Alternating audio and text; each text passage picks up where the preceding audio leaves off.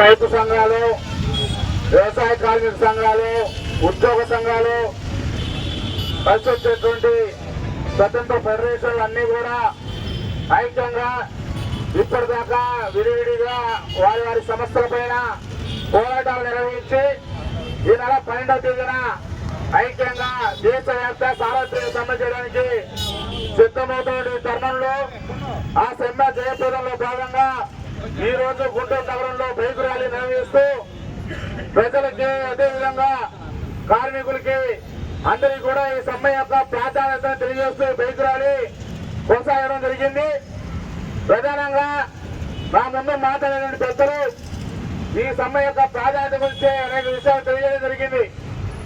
ఏదైతే కార్మికులు పోరాడి సాధించుకున్నటువంటి కార్మిక చట్టాలు ఉన్నాయో, వారి హక్కులు కాపాడబోయే చట్టాలు ఏవైతే ఉన్నాయో వాటన్నిటిని కూడా నరేంద్ర మోడీ ప్రభుత్వం అధికారంలో వచ్చిన తర్వాత ఈ యొక్క 12 సంవత్సరాల నుంచి ఒక్కొక్కడిగా కార్మికుల హక్కులను కాలరాస్తూ ఈ దేశంలో ఉన్నటువంటి బడా కార్పొరేట్ వ్యక్తులకి, వ్యాపార సంస్థలకి, ప్రైవేటు వ్యాపారవేత్తలకి అనుకూలంగా ఉండేటువంటి 4 లేబర్ కోడ్లు తీసుకుని రావడం జరుగుతూ ఉంది. ఈ యొక్క 4 లేబర్ కోడ్ల వల్ల కార్మికులు పోరాడి సాధించుకునే హక్కులను కూడా కాలరాస్తా ఉన్నారు. వారి హక్కులను కూడా పోతా ఉన్నాయి. సమ్మె చేసుకునే హక్కు పోతా ఉంది. జీతాలు బేరసాలు చేసిన హక్కు పోతా ఉంది. అదేవిధంగా మహిళా కార్మికులకు సంబంధించి వాళ్ళ ప్రెగ్నెన్సీ టైంలో వాళ్ళకి ఇచ్చేటువంటి సెలవులు కోల్పోతా ఉన్నారు. ఈ విధమైనటువంటి అన్ని హక్కులు కోల్పోతూ ఈ యొక్క నరేంద్ర మోడీ ప్రభుత్వం 4 లేబర్ కోడ్లు తీసుకొస్తా ఉంది. అదేవిధంగా ఈ దేశంలో ఉన్నటువంటి రైతులు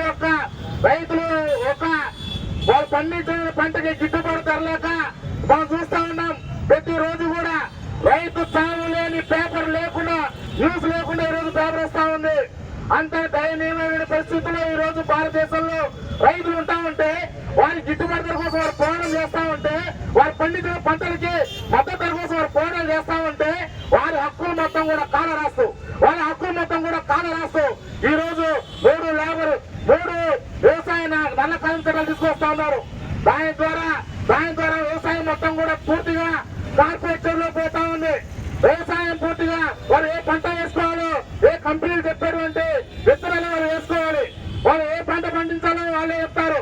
వాళ్ళు ఎంత ధరకు అమ్మాలో వాళ్ళే చెప్తారు.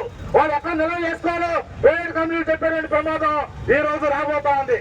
దానికోసం ఈ రోజు రైతులు 3 నల్ల చట్టాలకు వ్యతిరేకంగా సమ్మె చేస్తా ఉన్నారు. అదేవిధంగా వ్యవసాయ కార్మికులు, గ్రామాల్లో ఉండేటువంటి వ్యవసాయ కార్మికులు ఈ రోజు రోడ్డు మీకు వస్తా ఉన్నారు. ఈ సమ్మెలో పెద్ద ఎత్తున వ్యవసాయ కార్మికులు పాల్గొబోతా ఉన్నారు. దానికి ప్రధాన ఉద్దేశం 2005లో యూపీఏ ప్రభుత్వం ఉన్న సమయంలో కాంగ్రెస్ పార్టీ, కమ్యూనిస్టులు ఐక్యంగా ఆనాడు ఉన్నటువంటి ఆ ప్రభుత్వంలో భారతదేశంలో గ్రామాల్లో ఉన్నటువంటి వ్యవసాయ కార్మికులకు సంబంధించి, రైతులకు సంబంధించి ఎండాకాలంలో ఆకలి సాగుకునే ఉద్దేశంతో గ్రామాలు వలసపోతున్న ఆ రోజుల్లో వలసలను నిషేధించాలనే ఉద్దేశంతో ఆ రోజు 100 రోజుల పని కల్పించాలనే లక్ష్యంతో ఆనాడు మహాత్మా గాంధీ జాతీయ ఉపాధి హామీ పథకాన్ని తీసుకొని రావడం జరిగింది. దాన్ని తుంగలో తొక్కుతూ నేడు నరేంద్ర మోడీ ఈ రోజు బీరాంజీ పేరుతో వ్యవసాయ కార్మికులకు కూడా అన్యాయం చేస్తా ఉన్నాడు. బీరాంజీ పేరుతో నూతన చట్టం తీసుకొస్తా ఉన్నాడు.